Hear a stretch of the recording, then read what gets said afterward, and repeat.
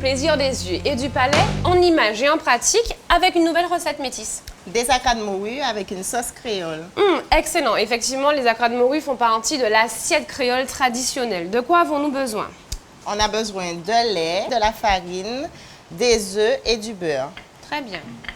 Donc les acras qu'on appelle acras, mais bon, vous pouvez retrouver sous la dénomination de marinade, de beignet, mais aussi de lozi. C'est comme ça qu'on appelait ça avant, lozi. Donc ici, on va faire fondre le beurre avec le lait. Ici, Patricia, on réalise une base de pâte à choux. C'est une étape qui est très importante. Donc, hors du feu, le lait et le beurre fondus. En ébullition, hors du feu, on va rajouter d'un trait la farine. D'accord. Et ensuite, il faut remettre à cuire et mélanger. Très bien. Il faut faire cuire jusqu'à ce que ça forme une boule qui se décolle de la casserole. Là, la boule elle est formée, la pâte se décolle. On va pouvoir mettre les œufs. Donc 4 œufs entiers. Hein. Voilà. Et moi, pendant ce temps, je vais commencer les taillages. Bien entendu, il nous faut de la morue Dessalé. dessalée. Je vais émietter, mais grossièrement, pour qu'on puisse retrouver les morceaux.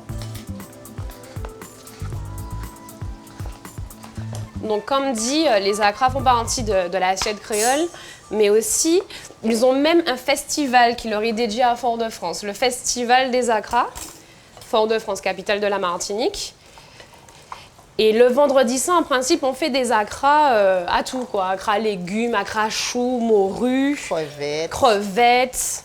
Et puis, je n'oserais rappeler que lorsqu'on consomme, en principe, il y a toujours quelque chose qui brûle.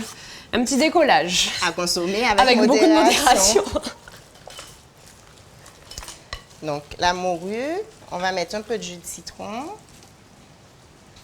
Toujours pour enlever le petit côté frais de la morue. Un oignon. Ciselé. Les oignons. Tu peux rajouter un peu de 4 épices. Alors, du poivre, pas de sel, puisque la morue est déjà salée. 4 épices, donc une pincée de 4 épices. 4 épices sont composées de gingembre, de cannelle muscade et puis bien sûr un petit peu de poivre. Alors du persil. On mettra du piment végétarien.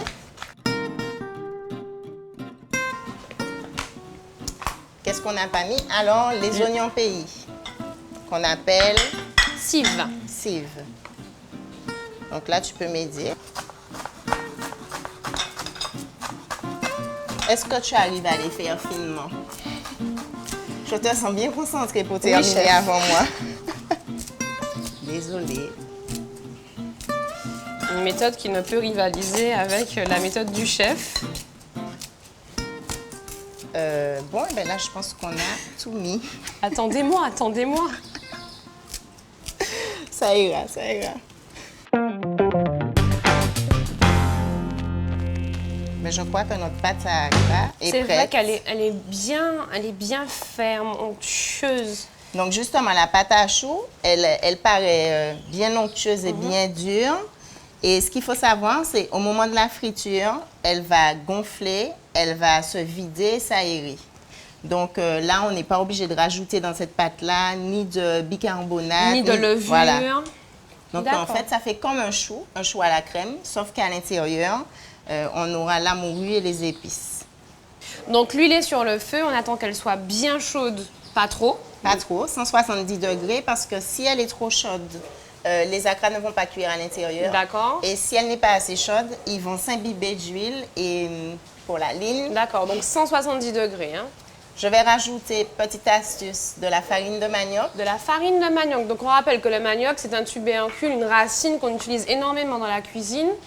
Et surtout pour notre féroce national, le féroce d'avocat. En faisant cuire les acras, on va retrouver le petit croustillant de la farine de manioc. D'accord. Et ça va imperméabiliser aussi les acras pour ne pas s'imbiber d'huile. Très bien.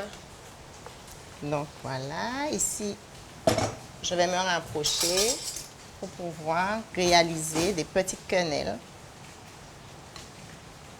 Oui, toujours Donc je avoir. commence par faire un acra pour voir si l'huile est assez chaude. Entre-temps, nous allons procéder à la sauce créole. Tu vas la réaliser. Donc tous les ingrédients sont là. Donc il nous faut du sel, Du du poivre, poivre, du citron, de l'oignon ciselé, de la tomate, de l'oignon pays, donc cive, du thym, de l'ail Voilà. et un peu d'huile. D'huile Du de piment. piment, donc du piment confit. Donc, tu commences par mettre le sel, le poivre et tu vas faire fondre le sel avec le jus de citron. D'accord, Donc, on commence par mélanger, donc on fait comme une vinaigrette. très bien. Donc, tu mets un peu de poivre blanc et là, regarde. L'huile est à la bonne température pour les acras, donc je peux les faire. Donc on rappelle que la petite sauce créole à côté, c'est juste pour donner plus de goût, pour avoir la possibilité de mettre un petit peu de piment pour ne pas imposer aux convives le piment dans tous les acras. Donc sel, poivre, citron, oignon. Donc, tu peux mettre les oignons, la tomate. Donc cette petite sauce, on la retrouve aussi à côté du poisson grillé, de la langouste grillée. Donc, la sauce créole, c'est une sauce qu'on retrouve sur toutes les tables Exactement. systématiquement. Qu'on appelle aussi sauce chien ou sauce chienne. Hein. Donc nous avons mis le thym, lessive, l'ail. Nous allons rajouter Le piment Le et piment. un tout petit peu d'huile. et à la fin l'huile. Donc, effectivement, quand les acras commencent à cuire, là, on va attendre la coloration. Ils remontent à la surface. D'accord. Et c'est une belle sauce colorée. Colorée et relevée. Voilà. Donc là, on va terminer la cuisson des acras. On va les éponger maintenant D'accord. pour pouvoir les dresser. Je vais pouvoir rajouter la petite sauce créole. Puisque les acras, il faut les servir bien chauds. Bien chaud. Et voilà, vous avez vu, hein, une recette facile à préparer, locale à souhait. À très bientôt pour un nouveau rendez-vous, une nouvelle recette bien sûr. À bientôt!